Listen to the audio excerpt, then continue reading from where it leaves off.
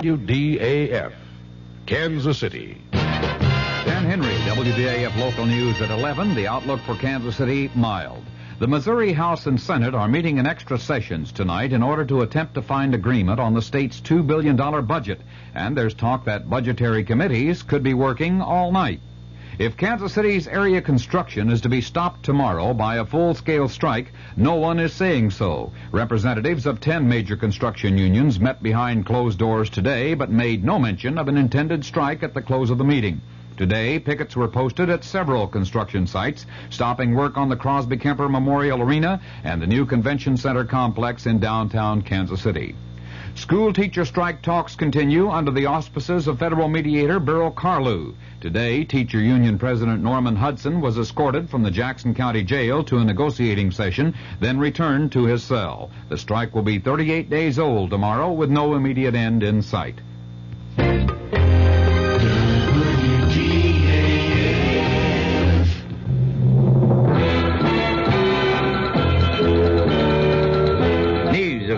On the hour from American Information Radio. This is Merrill Muller in Los Angeles, and at this hour, the Miami Herald Tuesday edition reports that President Nixon will risk impeachment and refuse to meet the House Judiciary Committee subpoena for 42 tapes and documents.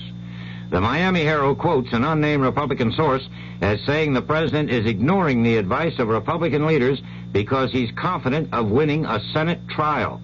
The deadline on the committee's subpoena is Thursday. Meantime, the committee has sent a new message to the White House asking for other information. Chairman Peter Rodino told us in Washington there's even more to come. I can say that it's not unlikely that requests will be going out. I instructed our counsel to specify what those requests are, and those requests would cover the areas that are within the general scope of our inquiry. But Chairman Rodino also emphasized that future requests on the White House will have to be approved by the entire House Judiciary Committee. Democratic governors and congressmen talk of tax cuts. That story coming up. This is Joan Crawford speaking for USO, United Service Organization.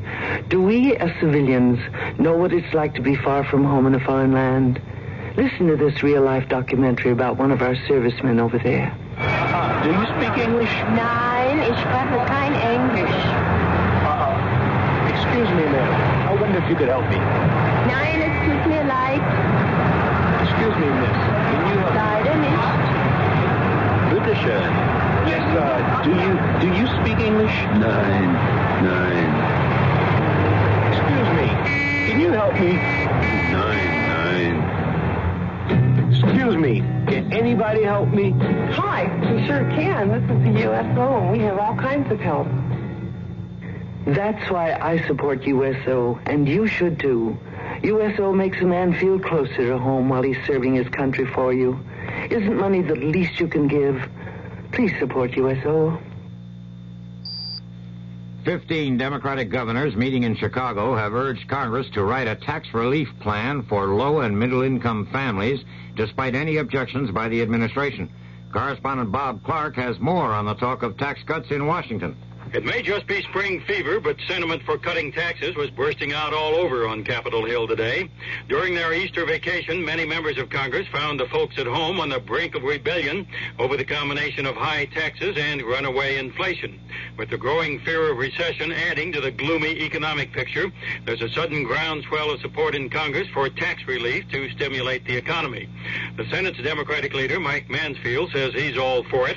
A proposal by Democratic Senators Mondale and Kennedy to raise the personal exemption and thus reduce everybody's income taxes is drawing sudden support from other members of Congress, including some key Republicans.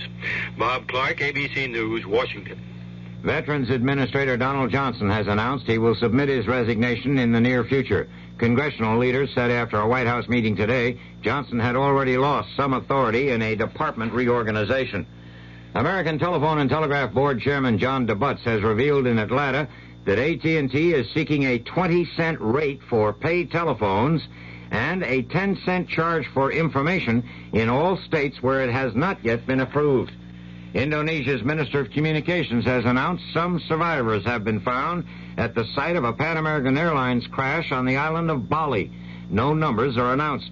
The plane reportedly fell with 107 persons aboard on its landing approach to Bali on Flight 812 from Hong Kong to Australia. Postal service to Canada has been halted at the request of the Ottawa government because of the strike by Canadian postal workers. This is Information Radio News. Senator Henry Jackson, in a New York speech, has urged the Nixon administration to seek a new agreement with the Soviet Union, sharply reducing nuclear missiles. Senator Jackson charged that U.S. security is endangered by administration efforts to reach what he called a cosmetic arms agreement this June. The head of the Petroleum Exporters Association has announced at the United Nations that oil prices will remain fairly stable until October, and then if inflation is worse, oil prices will go up again. From the Kurt Murs Sports Desk, the Kansas City Royals lost to the Boston Red Sox 4-1 tonight. They'll try again tomorrow. The St. Louis Cardinals were idle today. They'll host Houston tomorrow. The Milwaukee Bucks play Chicago, and the Bucks leading the best-of-7 series 3-1. And the Kansas City Omaha Kings forward Ron Behagen has been named to the NBA All-Rookie team for 1974. The Kansas City outlook: fair and cool tonight with a low around 45, then mostly fair and warmer tomorrow with a high in the middle to upper 70s. Dan Henry, WDAF News. The CBS Radio Mystery Theater presents...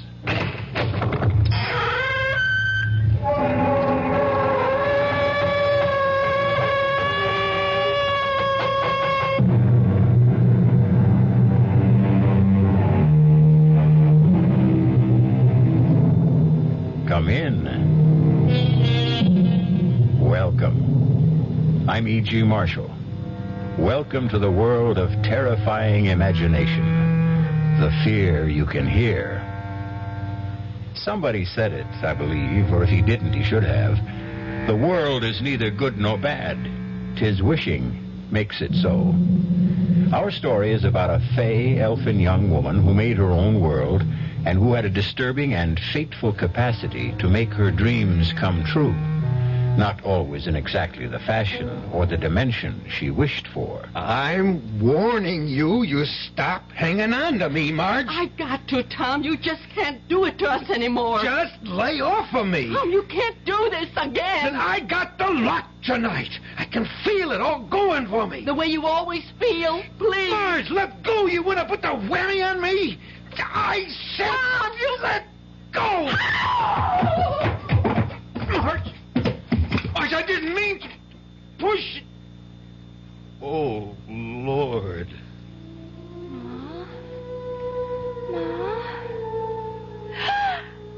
Ma!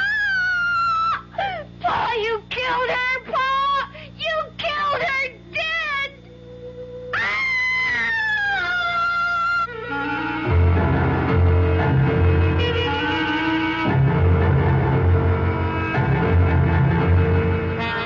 Our mystery drama, The Wishing Stone, was written especially for the Mystery Theater by Ian Martin and stars Clarice Blackburn and William Prince.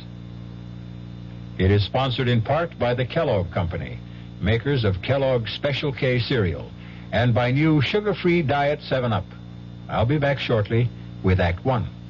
Hello, Ms. Goldilocks here, and welcome to my professional taste testing laboratory.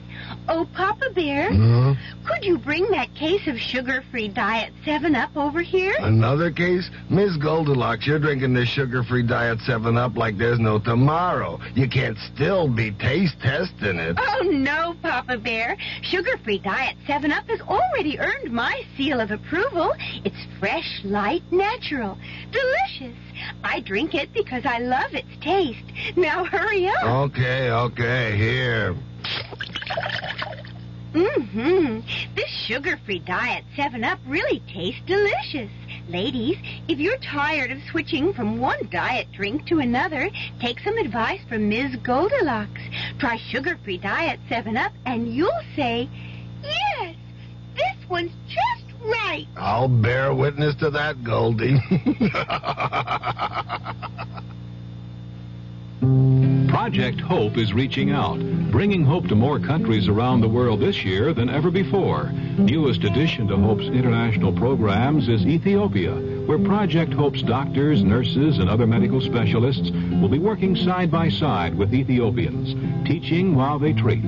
Since 1960, Hope has trained more than 7,000 physicians, dentists, nurses, and other healthcare personnel, has helped establish new schools of nursing, dentistry, and physical therapy in several countries, and assisted in the development of hospitals, teaching institutions, and public health services. Hope's work has been heralded by heads of many nations, its services requested by many, many more. Hope is training and sharing. Hope is treating and caring. Health is what Hope's all about. Help Project Hope reach out. Help Hope reach out. Right, Project Hope, Room A, Washington, D.C.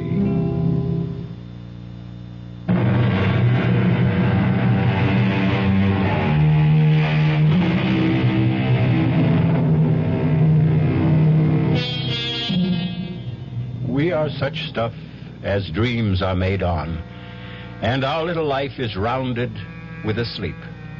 That quote is definitely Mr. Shakespeare's. But our little life is equally founded, and sometimes confounded, on dreams, like the bad one Jenny Coulter had a few moments ago, and for which, fortunately, there is present comfort in the person of her mother, and in turn, her brother, Judd. Jenny, you all right? It's you, Ma. You. Oh, you all right? Well, I'm fine, honey. What'd you have, a bad dream? I suppose. Oh, now that I see you. Oh, Ma, it was so real. I saw you lying there at the bottom of the stairs, and your head, oh, it was turned to the side like...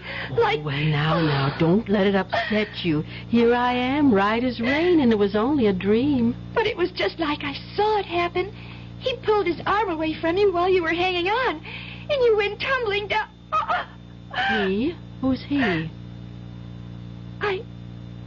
I don't want to talk about it. Oh, was it your father? Yes. Who else would it be? Judd, what are you doing up? I heard Jenny Lou cry out. Oh, it was just a bad dream is all. You okay, sis? I'm just fine now. You go on back to bed now, son. What did you dream the old man did to Ma, Jenny? Ma was trying to stop him from going out gambling again, and he sort of pushed her off him and she tumbled all the way downstairs. Now, that's enough fussing about nothing now. You get back to bed, Judd. Okay. Good night, Jenny. Good night, Judd. You want I should close the door, Ma? No, I'm coming back to bed myself right away. You're not scared no more, are you, honey? No. As long as I know you and Judd are close by. But I sure was scared. Oh, my baby, you're just so sensitive. Everything touches you close like a little old butterfly sitting on a leaf with your feelers reaching out all a-tremble. I like being butterfly. That's a pretty sort of thing to think on. So you just keep thinking on it and hustle yourself back to sleep. Good night, Jenny. Good night, Ma. I love you. And I love you. Sleep tight. Ma? Sakes alive, Judd. You like to startle me out of my wits. Come away from Jenny's door. I thought I told you to go on back to bed. Was you and Pa having an argument again tonight? When? Well, right now, that she might have heard. Your father isn't even here. He went on out after you kids went to bed. Yeah, I bet he's over to Stover's playing poker. Oh, Tom don't mean what he does. He's sick. Yeah, and so am I. I'm sick of him.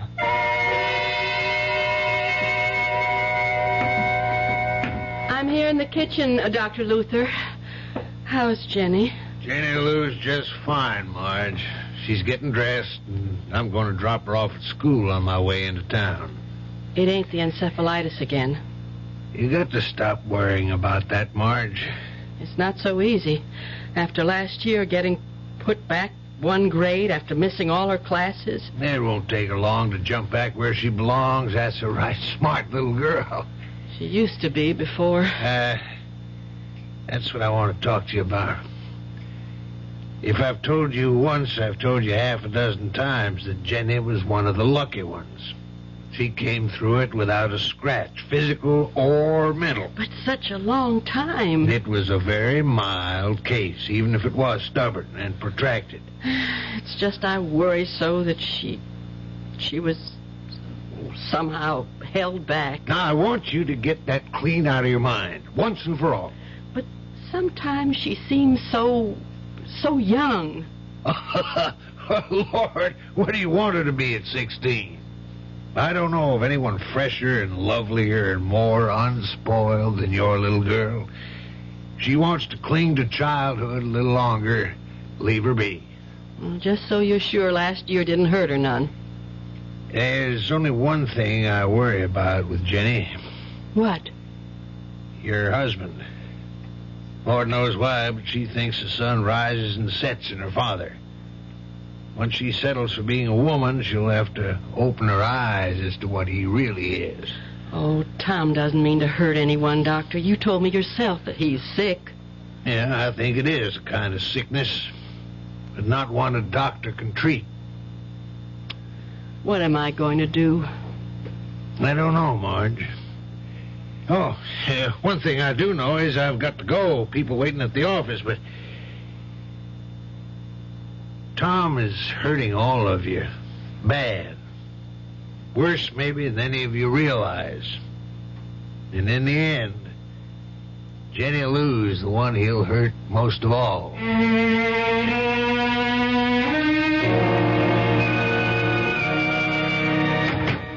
Judd, that you? Oh, yeah, Ma. Is Jenny with you? Well, no, Ma. Oh, where you been? Baseball practice. Well, why'd you think Jenny was with me? 'Cause she didn't come home after school. Judd, it isn't like her to just take off. You don't suppose she... Well, she what, Ma? That dream shook her up. And Tom and me had another bad set to this morning. She wouldn't run away. Jenny? From us? No way. Well, she was sort of strange when she left this morning with Dr. Luther. Kind of, I don't know, excited as if she had some secret plan. You know how she gets. Secret? Yeah. But I know where she is. Where? Well, I can't tell you. I mean, it's her own secret place. Well, the only reason I know about it is I was out rabbit hunting one day and I stumbled across it. She goes there to bird watch and, well, just to be alone, I guess. Now, she made me promise I'd never tell just where. I'll bring her home.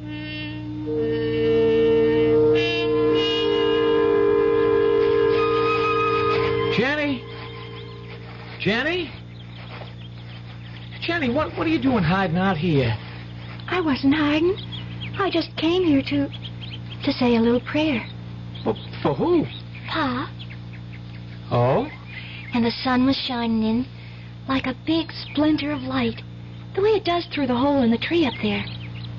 Remember how I always used to think when we was little kids that it was God stretching down his hand to touch us? Yeah, it was a long time ago. Don't say that, because he is there. He was here today. Leastways, one of his angels was. What? I was kneeling and looking up into the sun, and all of a sudden, the birds was all still, and the whole hidey-hole here filled up with golden light that sparkled and spun. And right over there, he was standing. Who? Him, the angel of the Lord. And I could feel him all around me, in me, warm and kind, so kind. And then he touched my hand and smiled and just faded away. And then I looked in my hand and I saw it. Oh, wait, I didn't lose it. Oh, no, here. This is what I found in my hand. Well, let's see. Well, what is it? It's a conjure stone, all gold and shiny. A stone I can wish on. The angel said that? He didn't have to. I heard the words inside me. You can wish on this, Jenny. You can have anything you want in the whole wide world. You just don't believe this is a wishing stone, Ma, do you? Jenny, right to the moment, I just gotta say I'm so fussed and fumed about dinner being ready and you kids not, and your father ain't home, I can't hardly think straight about... Oh, Lordy, if my biscuits have risen, we're just gonna have to sit and eat without Tom. Jenny, don't bother Ma right now. I just want to try my wishing stone. Wish something nice for her. Well, let's just hold up for a better time. I could wish Pa to hurry home, so we wouldn't have to wait. I don't want to wait none at all. I got a math test tomorrow. I just gotta pass or I don't make the ball team, and I need every minute to study. Except who am I kidding? If I stayed up all night, I wouldn't be ready for tomorrow. If you had a few more days, could you make it? Well, even just one, I'd stand a chance. Okay, here goes. No, hold up a minute. Too late. Shh.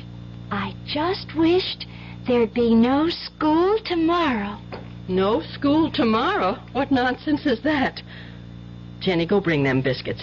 Judd, you sit down. Ain't we gonna wait for Pa? We ain't waiting for nothing, not even wishes to come true. We're gonna eat our dinner before it spoils. Yes, Ma. I'll get the biscuits. You didn't have to be so rough on her, Ma. Play her game. I know, Judd. It's just I have no sense of humor left. Or fun. The way it is with us, if we had a wishing stone, we could use it for a lot better things than no school tomorrow. Ain't that crazy? The two of you have had me half believing there is a power in that stone.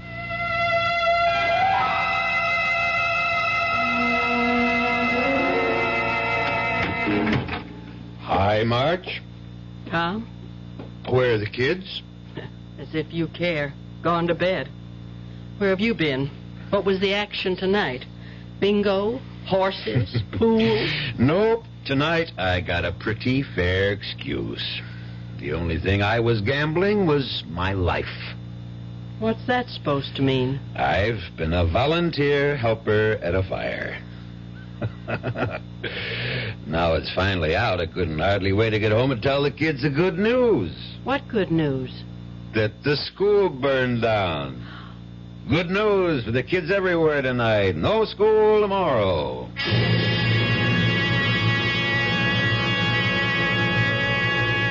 Is there any other catastrophe in the world that carries with it an equal amount of joy than a school burning down? But this time, is it chance or is some supernatural force, sinister or benign, at play? We're going to find out that this simple phenomenon, or happenstance, is a great deal more than sheer coincidence when we return in a few moments with Act 2. Some research experts say you can't taste the difference between beers. Well, if they're right, then Anheuser-Busch wastes a barrel of time Beechwood aging Budweiser. Only they don't think so. Brewing beer right does make a difference. And they're betting a bundle that you can taste the difference in Bud. When it comes to brewing Budweiser, the Anheuser-Busch choice is to go all the way because they still care about quality.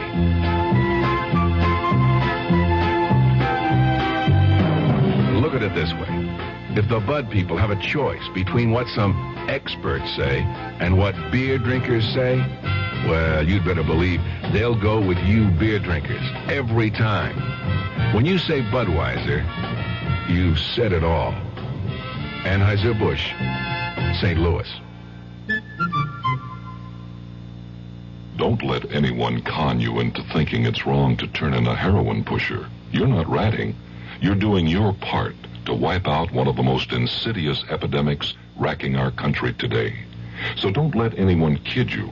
If you really care about the quality of life, if you really care about improving society, you'll do everything you can to get the heroin pusher off the street and into jail where he belongs. If you have information about a drug pusher, use the heroin hotline. The number is 800-368-5363. That's toll-free from anywhere in the country. The number again is 800-368-5363. 5363. A trained operator will answer your call, take your information, and pass it on to experienced federal agents who will investigate. You'll make your own special contribution toward helping us wipe out what President Nixon has called public enemy number one. Call 800-368-5363.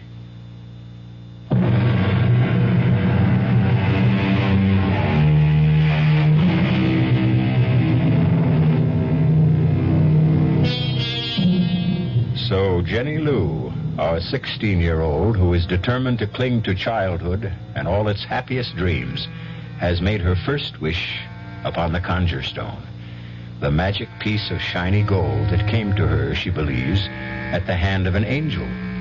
A wish that came true. Well, this one was a harmless enough request, although the manner of its granting has been destructive enough, if indeed it was actually granted. If this is a wishing stone, it is potentially as dangerous as a nuclear bomb. Did you say the school burned down, Pa? It sure as Tucker did, Judd. Ain't that good news, Jenny? I reckon.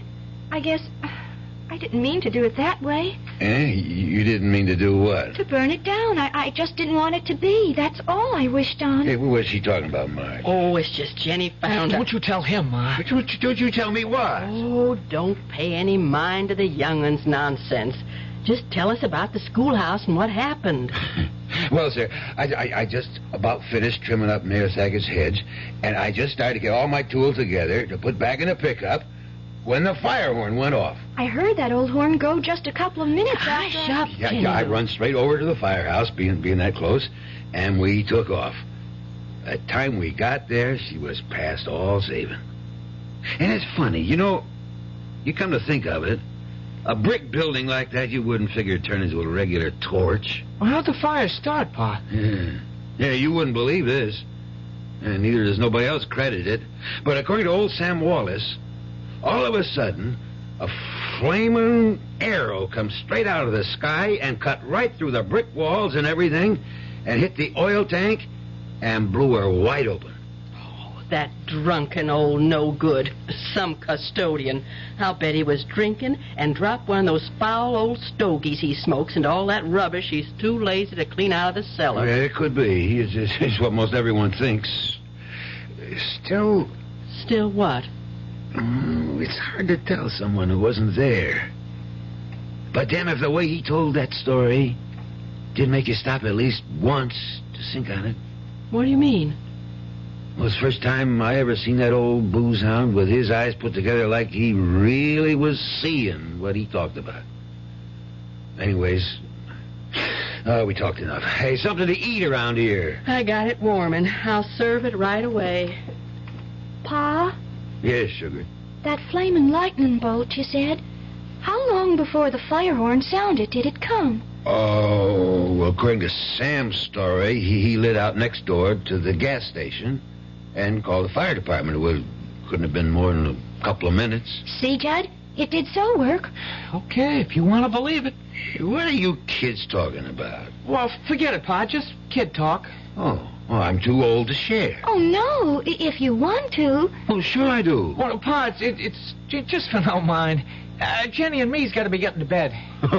With no school to worry about tomorrow? If there's no school, there's plenty of chores they can catch up on in the morning. Scoot now, both of you. I'm serving your Pa dinner. Good night, Pa. Let's go, Jen. But I wanted to You tell... get on upstairs. It's past your bedtime. Yes, Ma. Good night, Pa. Good night, kids. Did you have to chase him off to bed? Little enough chance I get to see him. It's little enough chance you make to see him. Oh, lay off, will you, Marge? I'm not even laying on. If you stuck a little closer to home than to the other woman, maybe you'd know what goes on around your own house. Now, what other woman? Now, dang I'm it. talking about Lady Luck, or whatever name you want to call her. My rival. Lady Luck. Whatever makes you gamble, Tom, one way or another, it's going to be the end of us. You ever going to see that before it's too late?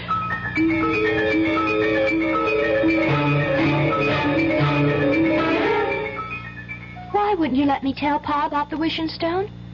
Because? Because what? Because first thing you know, he'll take it off of you, that's why. Why would he? Because it's real gold? Jenny, that stone ain't gold. Then what is it? It's pyrite. What's pyrite? Oh, it's just what everybody calls... Well, it's a sort of metal. Well, anyways, whatever it is, it's real precious to me. It's my lucky charm. Well, that's why you better not let Pa know what you think about it. Why? Well, you know what he's like. He cares about gambling more than he cares about anything, and all gamblers are real superstitious. Now, if he knew you had a lucky piece, especially if he heard the crazy story about you and the school burning down, he'd have it off of you so fast that it'd set your head to spinning. It isn't crazy. You heard me wish on the stone for no school, and now there is no school. That was just happenstance. You don't think it happened just 'cause I wished it? Of course it didn't.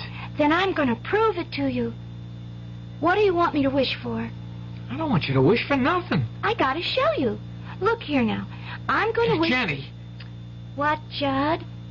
Oh, you sound so funny. Well, maybe it's 'cause I feel like that. What way? Well, sort of, well, you know, superstitious like. It sort of gives you goosebumps if you think on it. What does? Well, now, look, Jenny, supposing... Now, I'm not saying it did fall out this way, but supposing you did get what you wished for. You were the one yourself said you didn't mean to get it the way you did. No, that's for sure I didn't. I didn't want the schoolhouse to go on fire. Gosh, Judd. Oh, just supposing someone had been in there and got caught in the fire. Or a whole lot of folks. That's kind of what I'm saying. And my wish could have burned them all up. But the angel gave it to me. For sure, he couldn't have meant nothing bad to happen. I don't have to throw it away, do I, Judd? I can keep it. Well, that won't do no harm, so long as you don't wish on it. I guess I'll just put it away for my keepsakes. And I'll never use it unless... Unless what? Unless the angel comes and tells me to. Well, that's a right good idea, Jenny. And remember, don't let Pa get wind of that there stone. There would nothing hold him back from using it, even if he didn't believe in it.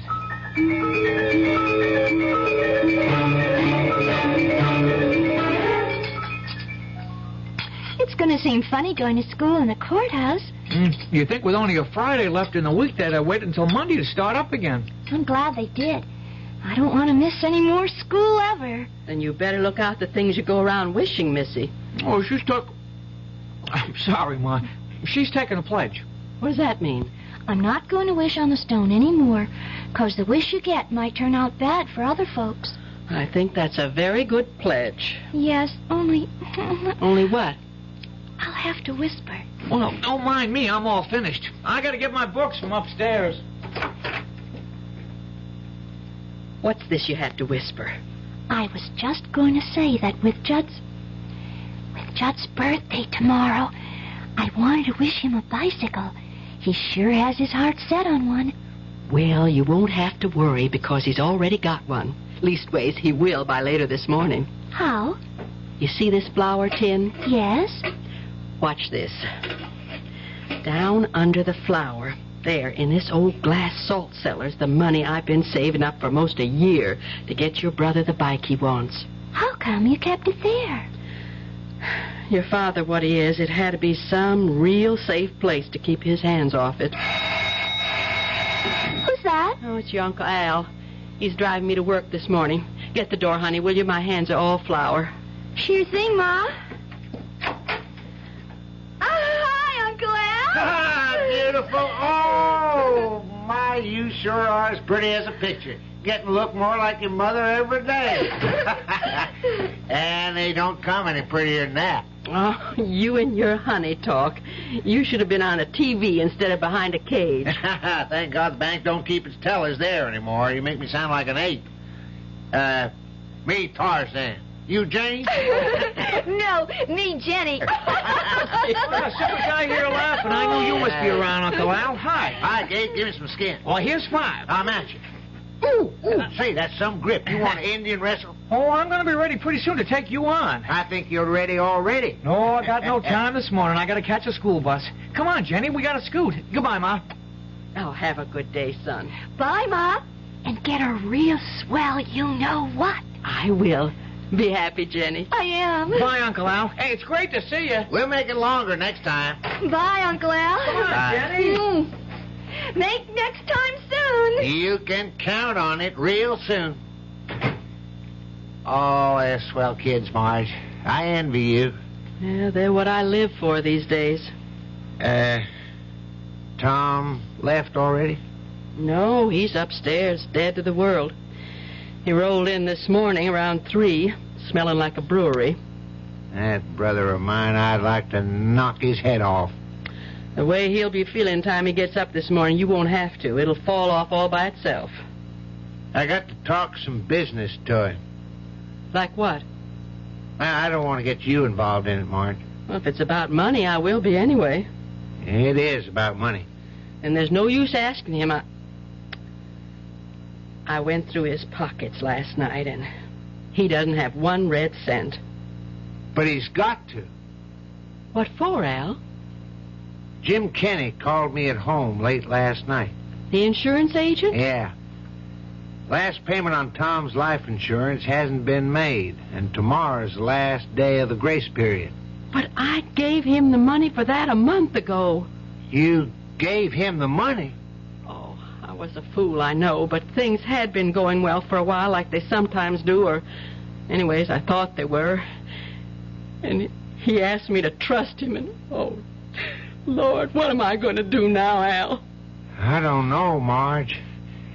This time I just haven't got it. What do you mean, this time? Marge, Tom is hopeless. I've been carrying him for years, or thought I was. I gave him the $60 for that same payment. When I found out last night it hadn't been made, I was mad enough to kill him. One reason I waited till this morning is to cool off. I'd help you out, Marge, but I can't. I had to take out a new loan to raise the cash for Tom. I can't let the insurance go. You'd have a tough time getting a new policy written if this one lapses, but how? Nearly a year I've been saving it for a bike for Judd's birthday tomorrow. Instead... I'm going upstairs to beat the... No, take me downtown, Al. I just can't face Tom this morning. I'll have it out with him tonight.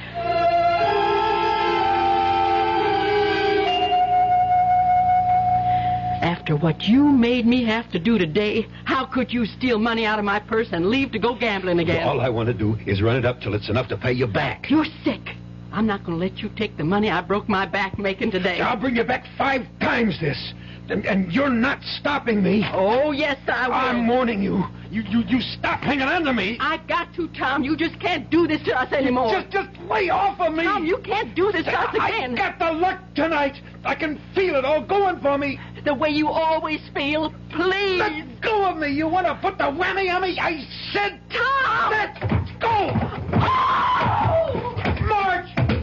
I didn't mean to push... Oh, my God. Ma, what happened? Ma! Oh, Judd! It's just like my dream. He killed her. Pa killed her dead.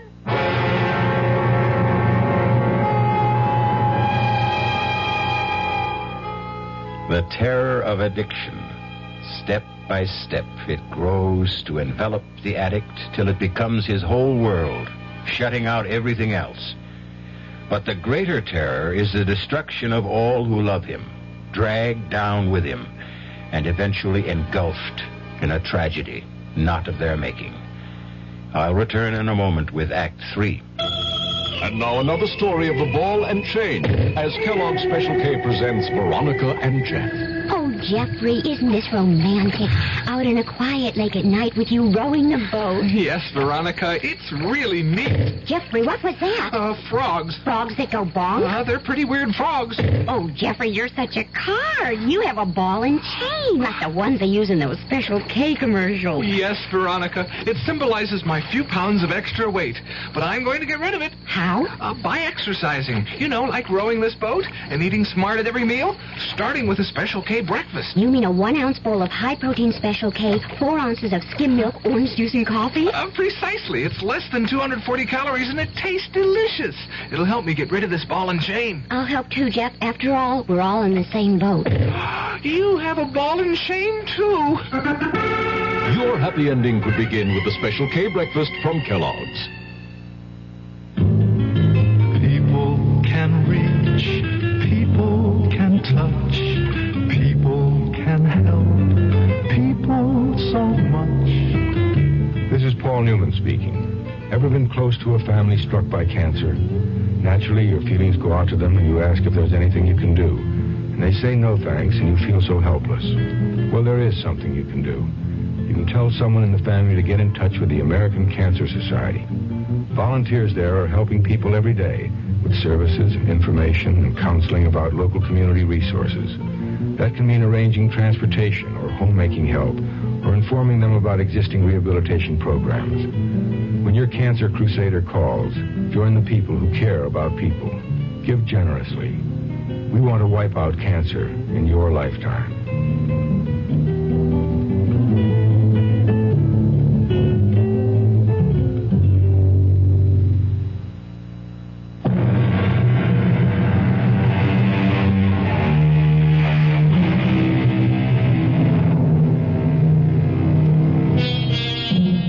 An endless moment in time.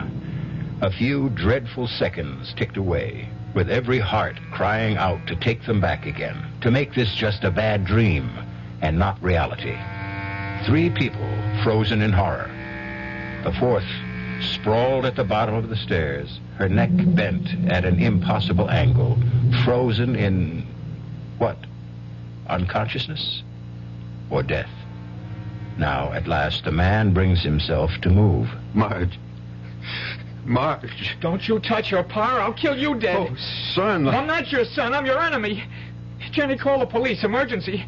We got to get Mom to the hospital fast.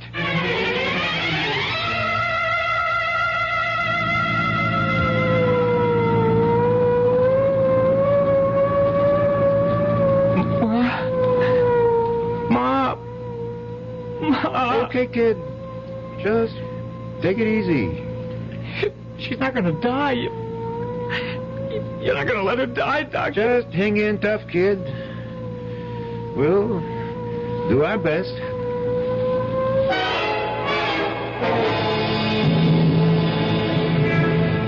I should have gone with the ambulance. You're sticking right with me, brother. We see how your wife makes out. No. Look, officer, you don't think she... Well, for the sake of your own skin, you better hope she isn't. But it was an accident. Well, the way that boy of yours reacted looked like he wasn't so sure. Now, we got to get moving. What happened to your daughter? Huh? Oh, Jenny, she went back to get something. Where are you taking us? The hospital. First, anyways. Now, here she comes. Come on, shake a leg, kiddo. I had to get something very important. Okay. Hop in the front with my buddy, Officer Franks.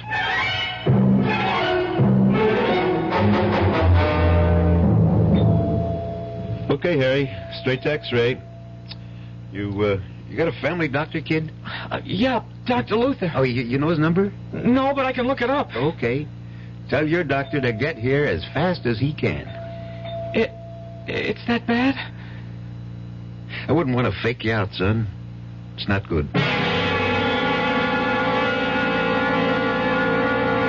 Can I phone Dr. Luther? He's on his way here. Is Ma going to die, Judd? I don't know. I'm scared, real scared. So am I. Judd? What? I'm going to break my pledge. You forgive me? What pledge? I brought the wishing stone. I'm going to wish on it.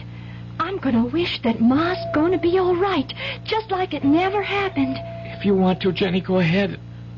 Can't do no harm. What can't do no harm? For me to use my wishing stone? Your what? Shh, quiet. I'm wishing right now.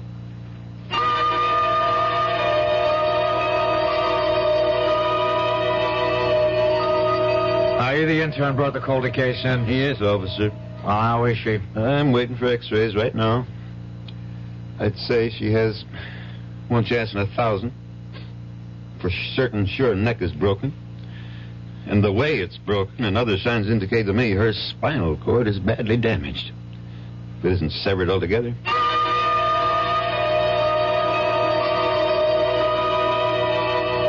I just can't understand it, Dr. Luther. When I brought Mrs. Calder in, I'd have sworn she was in deep coma. I was sure her neck was broken, spinal cord severed. There's no indication of that from my examination of her. Not the slightest in these x-rays. I know, but not in this second set. Was there a first? Yes. And that's the funny thing. When we developed them, everyone was fogged. And we don't know why. Well, these are perfectly clear. So is my patient's condition. I see no reason why she shouldn't go home. Cheer up, son. All interns make mistakes. I made a few buttes in my time. And I'll say this for you. If you have to make one, make it on the gloomy side. They're the ones that don't hurt anyone or anything. Except maybe your pride. But I can't understand it. That cop said it flat out that Marge was a goner. Well, maybe he was just trying to put the fear of God into you. Well, if he was, he sure succeeded. If it'll do any good. You think I made a stone, Judd? You think I don't blame myself for what might have happened? You think I wasn't ready to kill myself if anything happened to Marge? I don't know, Pa. Pa wasn't trying to hurt Ma, Judd. It was an accident. An accident that wouldn't have happened if... Well, Pa wasn't sick with gambling fever. Well, I've learned my lesson this time. I'll never gamble again. Oh, Pa. Oh, that makes me so happy. I'm glad, honey. And it means I won't have to use the stone again. Hmm? I can save up what's maybe the last wish for something special for all of us, instead of having to use it to stop you from gambling. What stone? The wishing stone. The one I used at the hospital to wish Ma well again. Oh, that's right. I forgot. Listen, Duchess. Let me see that stone. Don't show it to him. Why not? I don't know. It's just a sort of hunch that... Wait a minute. Here comes the doctor. How's Marge, Dr. Luther?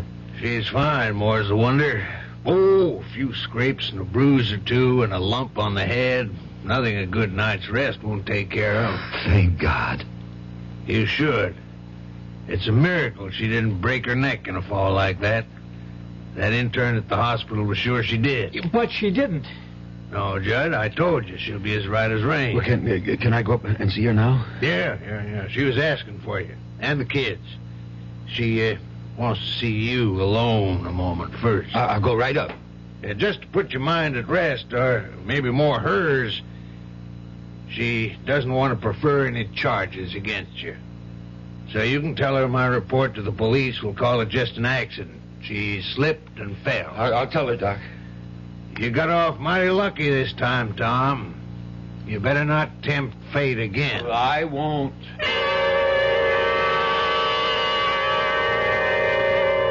No, I mean it, Marge. Just give me another chance. I didn't see how I could, Tom. I never meant to throw you down those stairs. Oh, not because of that. The last straw for me was taking a chance away from Judd to have something he wanted more than anything in the world, his bicycle. You should just have let the insurance go. How could I, Tom? With 2 kids to bring up, if anything happened to you, Not that I want anything to happen to you. You gonna take me back, Marge? I don't know, Tom. It's hard for me to feel for you what I once felt. But if you're going to promise me you'll quit the gambling for the children's sake, we'll try to make a go of it. You won't be sorry, Marge. I hope not. I just wish I knew how to make it up to Judd tomorrow. If there was something I could pawn. You haven't left anything in this house that you could. Except the one thing you could never get your hands on. Well, what's that? My wedding ring. Do you think I could get enough on that? Well, not enough to pay for it all, but for a down payment. Then I'll take that night job, cleaning sewers you made me turn down to pay it off. I don't want you working in any sewers. Anyway, you can't work day and night. Well, I can't till I get Judd his bike. Well, we'll see. I'll take the ring down in the morning. No, sir. Dr. Lewis doesn't want you out of bed. I'll take it down. You? Can't you trust me, Marge? Well, if you can't trust me now, then what hope do I have, or any of us, I can ever be trusted? Well, you got to. Or I swear to God, I'd just as soon be dead. All right, Tom. I'll trust you.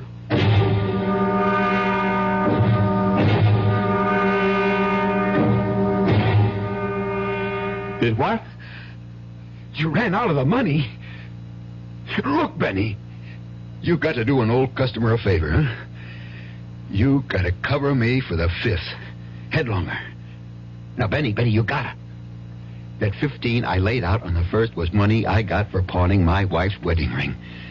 I got to get it back, and I got a hot tip. The headlonger's assured. Benny, for God's sake. Oh, just this once. Please. Benny. Benny.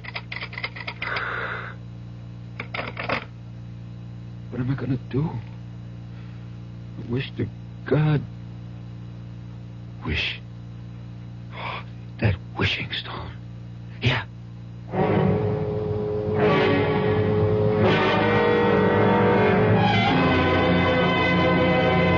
Where's Jenny, Judd? Oh, I left her down by the pond. We were skipping stones. I just came up to see how you were feeling. Fine. I'm going to get up. Your pa didn't get back yet, did he? No, ma'am. I ain't seen him since early morning when he pulled out in the pickup.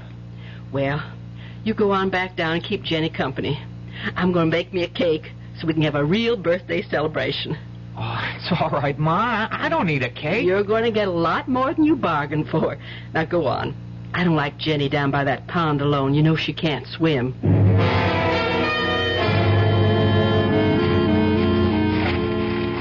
What? Hi, Pa. What are you doing up on top of the rock here? Oh, just sunning myself and listening to the birds. Jenny, hey, you know that wishing stone you talked about? Yes. Is it gold? You want to see? Yeah. Here. Oh, damn. It's nothing but pyrite. Isn't that a kind of gold? Yeah, fool's gold, and not even worth as much as a piece of charcoal. No, Pa. No. Don't throw it away. It's still good for one wish. You think this makes any wishes come true? It made the school burn down, and Ma got her neck unbroken. Your Ma. Why'd you grow up and stop your daydreaming? Don't you know nobody ever got nothing by wishing? I've been doing a kind of wishing all my life. Look at where I end up now. Well, I'm going to wake up your little Miss Bright Eyes to show just how tough a world this is. Pa! Please don't get mad. If this was a wishing stone, well, nobody ever needed it more than me right this moment. So look at this. I'm going to make a wish.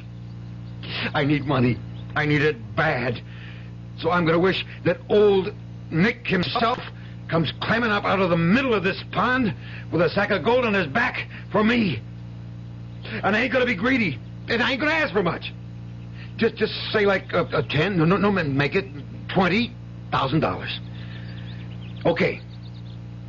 Now, I'll rub the stone, and I wish. You see? It ain't no wishing stone. It don't make dreams come true. It's a nothing. Ah! Oh, Jenny, help me! Pa!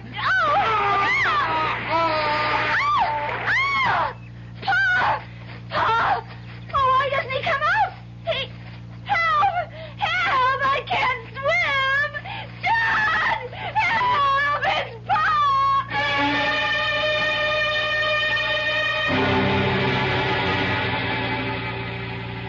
I don't know how I'm I'm going to tell the kids, Al? They're not really children anymore, Marge. They know. I guess I do baby them.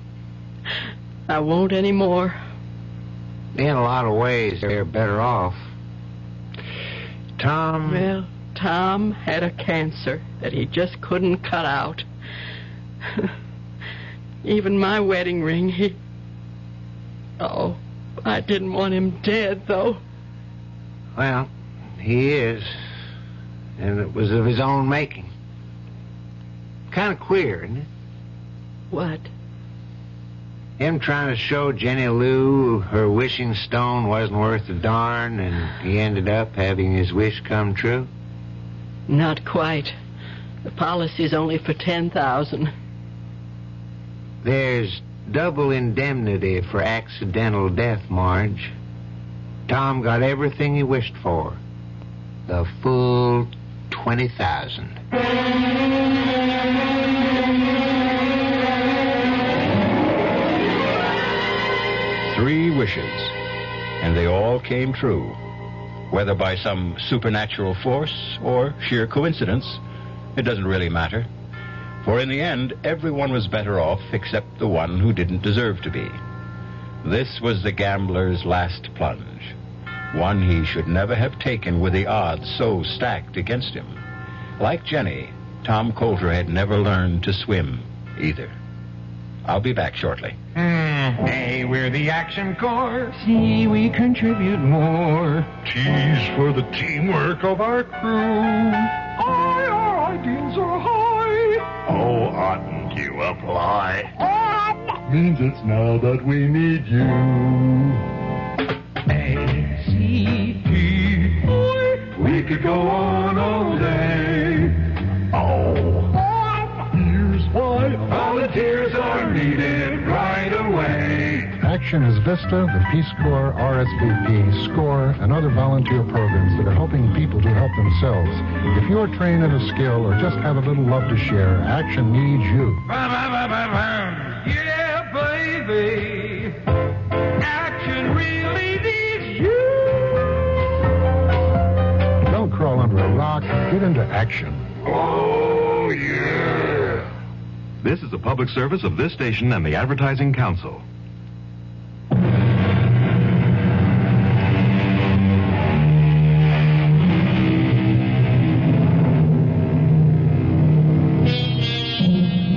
As for the wishing stone itself, since it lies buried deep somewhere in the mud at the bottom of the pond, no one will ever know if it had the power to grant wishes. For Jenny, like all of us, had no escape from a common fate that soon befell her. She grew up and inherited a mantle that only Peter Pan seems to have escaped. She stopped believing in magic. Our cast included William Prince, Clarice Blackburn, Ann Costello, Jack Grimes, and Robert Dryden. The entire production was under the direction of Hyman Brown. And now, a preview of our next tale. Your husband? You dreamed? It was no dream. Oh, it was my husband. His ghost. Oh, for the love... Rory. Stood at the foot of my bed, and he begged my forgiveness for leaving me a pauper and breaking my heart. And he said, Jessica, I promise you'll live in Gormley House again. And then he vanished. The very next night, the Putnams crashed through the bridge over Gormley Gorge. Well, accidents do happen. It was no accident. No, the real estate man didn't tell you the whole story. Mrs. Putnam lived long enough to tell just what had happened. The Putnams didn't go off the bridge by accident. They were driven off it. Forced to swerve off it by an oncoming car. A car driven by a skeleton. Radio Mystery Theater was sponsored in part by Anheuser-Busch Incorporated, brewers of Budweiser. This is E.G. Marshall inviting you to return to our Mystery Theater for another adventure in the macabre. Until next time, pleasant dreams.